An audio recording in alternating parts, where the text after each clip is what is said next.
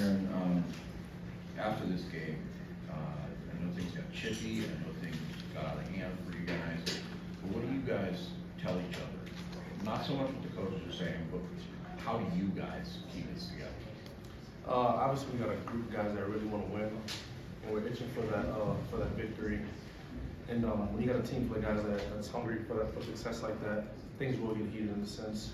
Just expecting the best out of everybody. And we've got 5 more opportunities to win. I think we're moved on that to get those 5 wins. Hey Aaron, you guys came in with one of the best third down defenses in the country. I think for their first 5. Was there anything they were doing early that was giving them success, and any adjustments that you guys made thereafter? They weren't doing much special early on. Actually, I had a play that I messed up on it. They got around the edge on one of the third downs. And so no, they weren't doing nothing really spectacular. It was just us really doing our job and giving the back end less time to cover and get some rush up front so they can cover less time.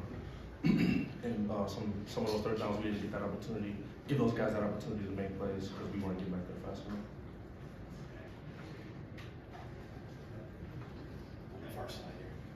Aaron, just watching your play tonight and your body language, it seemed like you were really, I guess, bought into the whole rivalry thing. Can you talk about just your feelings and emotions during the game, and then how you as a player take the way you perform tonight and take that through the rest of the season?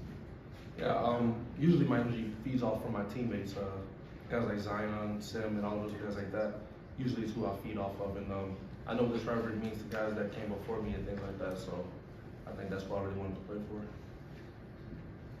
Aaron, right here, Coach Burnett was in here talking to us about, so part of his message to you guys was about sort of trying to tighten things up, not letting things slide, I guess, maybe he had been, and, you know, not being more focused, I guess, maybe a little less compassionate, but just, what did you guys take away from that part of what he was telling you? What was sort of the message? Before the game, you saying? After the game, not letting things slip, I guess. Yeah, we just gotta stay together. That's basically what he's saying. He's just saying stay together. And because in situations like this, teams that don't have discipline and don't have people to really, keep guys together, they can fall apart.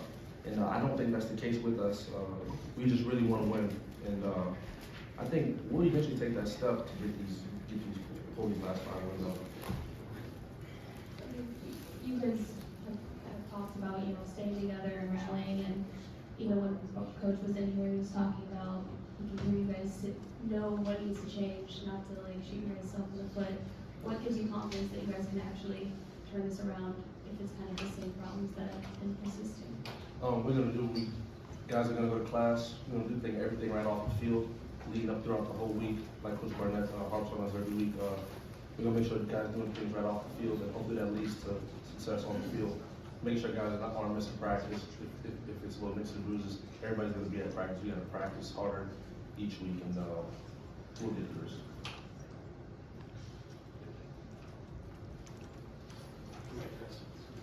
The last month, Coach Tucker, that news happening, how tough has this past month been for everybody?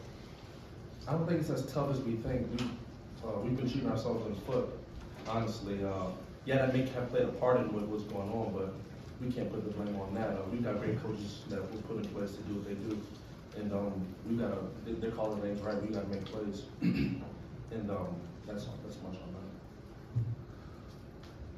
Nathan, right here. I wanted to ask you the changes you guys had to make with getting your plays in from the sidelines. Just how did that affect the offense, and what type of adjustment was that for you guys as a team? I wouldn't say it was that big of an adjustment. We practice huddling and going off the signals throughout the week. So for us, it was just we knew going into the week that we could do huddle a little bit, just to slow the game down for us as a offense, trying to control the game on that aspect. So I wouldn't say that was a big change for us. Also, just wanted to ask you for your thoughts on their defense. Statistically, the best one you guys have played so far. Just what made them so effective, and what was that challenge like? Yeah, the very, very good team. They're very strong, especially in their interior. I think that was the biggest strength of the team is their alignment. So it was our challenge for us to be able to get those holes and be able to push that pile, so to be able to go out and to move the ball on them. But they're a really good team, and obviously there were times that we executed well, and they succeeded, and then there were times we didn't execute well, and it didn't work out. So we have to control what we control, no matter who they throw out there. To be able to go out and to score touchdowns is our job as an offense. Any additional questions? Jim? Aaron, can you talk about the tight ends and how difficult they are to cover? They did a lot of damage third down and elsewhere. I wouldn't necessarily say that they're hard to cover. He's gotta have good eyes and zone coverage and things like that that we were playing, and make plays when plays come to us. And I wouldn't say they did nothing much special. They're pretty solid schematically wise, and they were able to make plays when they were put in position. What is it about J.J. McCarthy that makes him so hard to defend against? Can you say that one more time? What is it about Michigan's quarterback, J.J. McCarthy, that makes him so hard to defend against? I think it's their scheme. It's not necessarily him just doing all the work. I think those guys are put in great position to do what they do, and they're capitalizing on a lot of opportunities. That's the difference between top 10 teams and teams on outside of the top 10 and things like that. They do the little things really well, and when they have mistakes, they fix them immediately. And I think that's what they do really well. They're just really good at executing their game plan. What would you say was just the vibe in the locker room after a loss like this? What was the biggest margin loss in? I mean, you can imagine a lot of guys were definitely upset, disappointed. No one wants to have their rival beat them in their own house the way that we lost. It's definitely tough, and we have to be able as men to pick our heads up and to continue to move on and to grow from this. We still have 5 more games left this season, and we have to go out there and do what we can to win those last 5 games, no matter who what team it is. So that's our mindset right now. We're going to continue to push forward and continue to drive so we can finish the season out strong. Matt and then Steven. For both of you guys. I was wondering, you already faced one top 10 team in Washington, another one today. What were the differences between them, and what made them each, what they are, and is there one you think was better than the other? They're both really good teams. Washington's a big play team. They take a lot of shots down the field. They have great receivers and things like that, and obviously a really good quarterback. Michigan, they're schematically sound. They do everything right up front. Their quarterback makes checks and things like that pretty nice. And not much of a similarity there, just 2 different styles of offense, really. I'd say that both of those teams, they're very disciplined.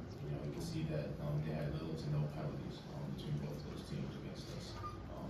They executed well.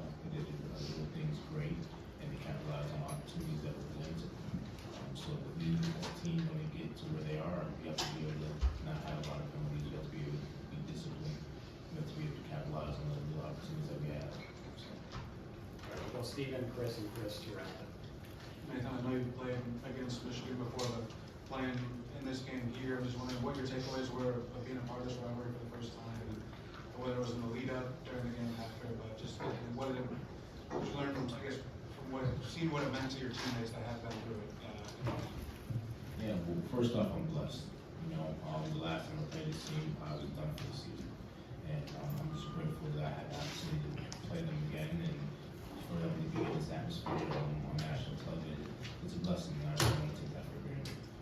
But like I said, it is a rivalry, and the hatred that we have between each other is real. So I was able to see that firsthand being on the field. And so like I said, no one wants to lose the way that we lost, especially to a rival in our house. So it makes sense to continue to grow from this, and finish out the season strong. For Nathan, the whole sign stealing thing, how did the team find out and the rules reaction?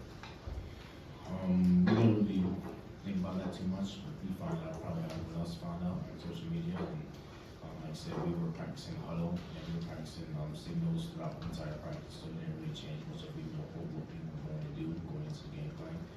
We knew we wanted to slow down and really execute our plays, and that's what we came into part. So I wouldn't say it affected us too much as far as changing up what we want to do offensively. What's up, Chris?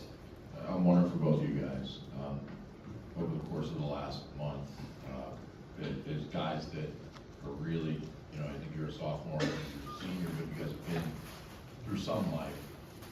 How has this tested your leadership?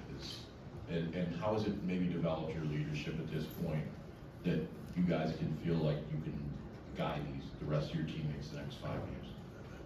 People say, once you're done with football, a lot of people like to hire football players due to the fact that they're pretty, stable in what they do, they're pretty consistent in the work that they do. And, I think moving forward, like, Nate will probably piggyback off of this too, moving forward, we just want to do everything right, man. We don't necessarily want to do anything different. There's nothing much that we need to change in what we're doing. It's just executing and being more physical. And, I think that's what we're gonna continue to do. I think this goes beyond football. I think this is a principle for life. In life, you're gonna face adversity. There's gonna be tough times that you're gonna have to get through. So you have to be able to not just fall down to the adversity, but to continue to fight. And Coach Reed tells us every single day that he fights. When he was born fighting. He didn't do anything else to fight. He put down running backs as our mindset. I believe that's just a lifestyle. He has to be willing to fight because life, when the world throws crap at you, you gotta be able to stand up and fight. And where we are right now, we have to continue to fight. We can't lay down. We have 5 games left this season. We gotta continue to finish on. We're really continue to go out here and play our butts off because this may be the last season for a lot of us, and nobody knows what it is. So, how do you want to be remembered? Do you want to be remembered as a guy who quit on the team, the guy who laid down so that adversity hit them? We remember that someone who fought and finished it through it all. So that's what, as a leader, we have to be able to go out and share with guys, and for the guys to be able to respond to that.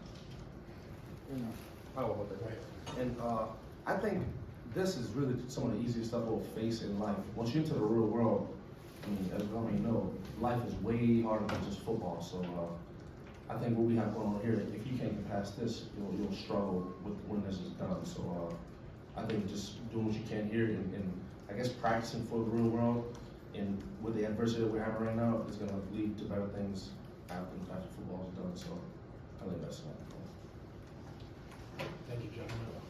Thank you guys. Appreciate it.